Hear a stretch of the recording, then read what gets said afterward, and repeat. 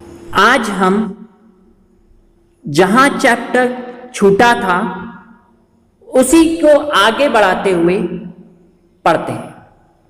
लिखा है भव्य मंदिर और कांस्य मूर्तिकला। राजराज और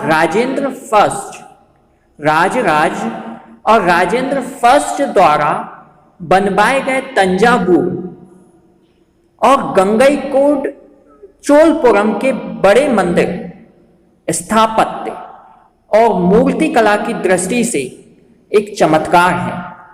राजराज और राजेंद्र फर्स्ट द्वारा बनवाए गए तंजावुर और गंगईकोंड चोलपुरम के जो मंदिर थे, बड़े मंदिर, स्थापत्य और मूर्तिकला की दृष्टि से, मतलब इतने बड़े मंदिर और इतनी अच्छी मूर्तियां, वो एक क्या था, चमत्कार था। चोल मंदिर अक्सर अपने आसपास विकसित होने वाली बस्तियों के केंद्र बन गए। चोल मंदिर क्या हुए, अपने आसपास विकसित होने वाली बस्तियों के केंद्र बन गए। ये शिल्प उत्पादन के केंद्र थे। ये मंदिर शासकों और अन्य लोगों द्वारा दी गई भूमि से भी संपन्न हो गए थे। चोल मंदिर अक्सर अपने आसपास विकसित होने वाली बस्तियों के केंद्र बन गए। ये शिल्प उत्पादन के केंद्र थे। ये मंदिर शासकों और अन्य लोगों द्वारा दी गई भूमि से भी संपन्न थे। इस भूमि की उपज उन सारे विशेषज्ञों का निर्वाह करने में खर्च होती थी। इस भूमि पर जो उपज होता था, जो भी उत्पादन होता था, उन विशेषज्ञों का निर्वाह, मतलब उनका खर्च चलाने में खर्च होती थी, जो मंदिर के आसपास रहते और उसके लिए काम करते थे। मतलब जो लोग रहते थे मंदिर के आसपास, इस भूमि का उपयोग उसी के लिए होता था। ये लोग कौन थे? ये लोग थे पुरोहित, मालाकार, बावर्ची, मैतर, संगीतकार, नर्तक।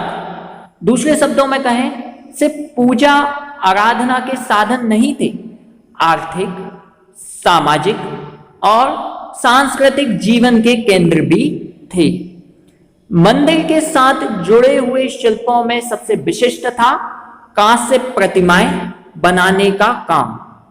सबसे मतलब विशेष काम क्या था? कांसे की प्रतिमाएं बनाना। चोल कांस्य प्रतिमाएं संसार की सबसे उत्कृष्ट मतलब सबसे अच्छी कांस्य प्रतिमाओं में गिनी जाती हैं। सबसे अच्छी कांसे की प्रतिमाओं में गिनी जाती हैं। ज्यादातर प्रतिमाएं तो देवी देवताओं की ही होती थी। जो ज्यादातर प्रतिमाएं होती थी वो देवी देवताओं की होती थी, लेकिन कुछ प्रतिमाएं भक्तों की भी बनाई गई। फिर से हम इस टॉपिक को दोबारा पढ़ें। इस टॉपिक को हम एक बार और समझें। क्या था? राजराज और राजेंद्र फर्स्ट द्वारा बनवाए गए तंजावुर और गंगईकोंड चोलपुरम के बड़े मंदिर स्थापत्य और मूर्तिकला की दृष्टि से एक चमत्कार है। चोल मंदिर क्या होते थे? अपने आसपास विकसित होने वाली बस्तियों के केंद्र थे। शिल्प उत्पादन के भी केंद्र थे। ये मंदिर शासक और अन्य लोगों द्वारा दी गई भूमि से भी संपन्न हो गए। इस भूमि की उपज उन सारे विशेषज्ञों का निर्वाह करने में खर्च होती थी जो मंदिर के आसपास तो रहते थे और उसके लिए काम करते थे। ये लोग कौन थे? ये लोग थे पुरोहित, मालाकार, बावर्ची और संगीतकार एवं नर्तक। दूसरे शब्दों में, मंदिर से पूजा आराधना के केंद्र नहीं थे, सामाजिक, सांस्कृतिक, आर्थिक जीवन के भी केंद्र थे। मंदिर के साथ जुड़े हुए शिल्पों में सबसे विशिष्ट था कांस्य प्रतिमाएं बनाने का काम। चोल क्या करते थे, कांस्य प्रतिमाएं संसार की सबसे उत्कृष्ट प्रतिमाओं में गिनी जाती थी। चोल काल की जो कांस्य प्रतिमाएं थी, मतलब कांसे की प्रतिमाएं सबसे उत्कृष्ट प्रतिमाओं में गिनी जाती थी। ज्यादातर प्रतिमाएं देवी देवताओं की थी।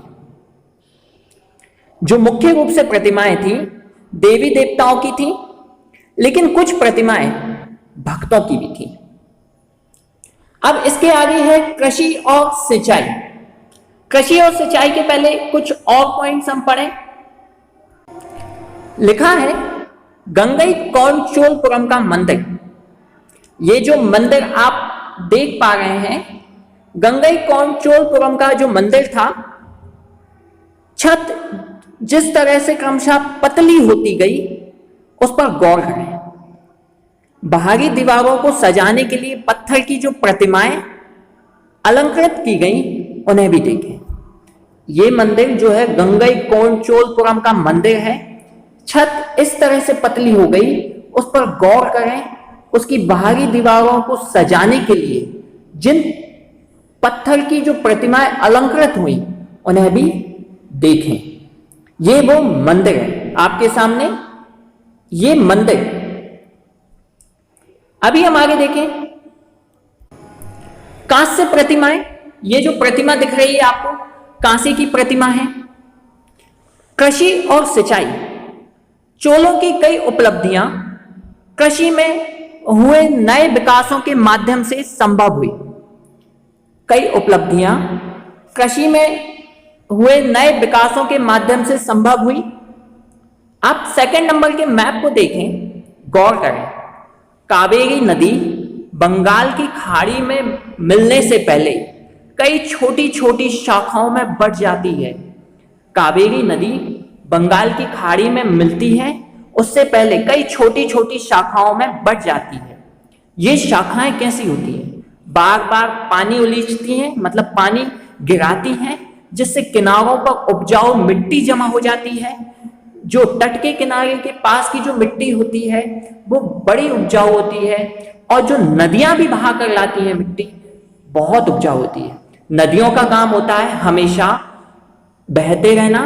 पत्थरों को काटते हुए जब नदी आगे बढ़ती है, जिस इलाके से गुजरेगी वहां पर जो मिट्टी छोड़ेगी वो मिट्टी बहुत उपजाऊ होती है। चोलों की कई उपलब्धियों में कृषि में हुए मानचित्र के विकास के माध्यम से संभव हुई।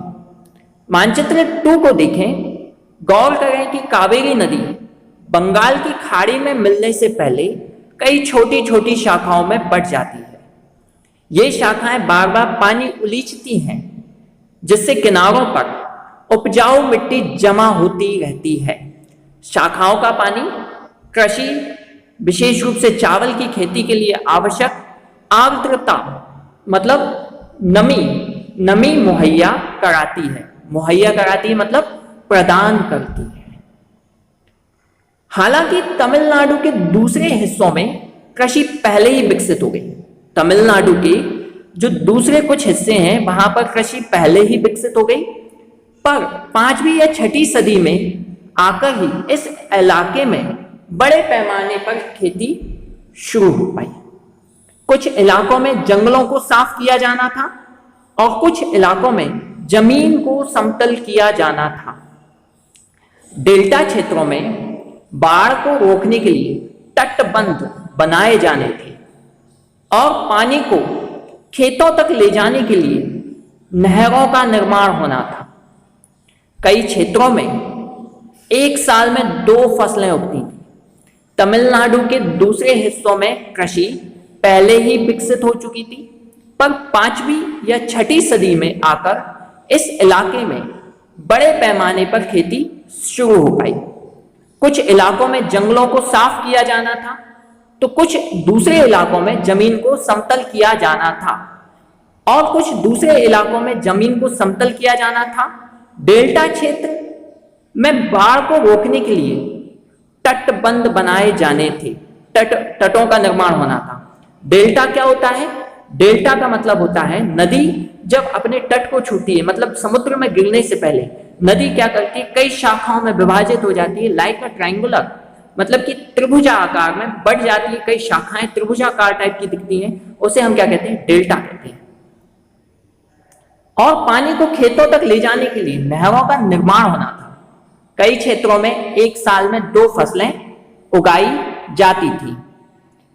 इस वीडियो के बाद हम अगले वीडियो में इसके आगे का अध्ययन करेंगे। धन्यवाद।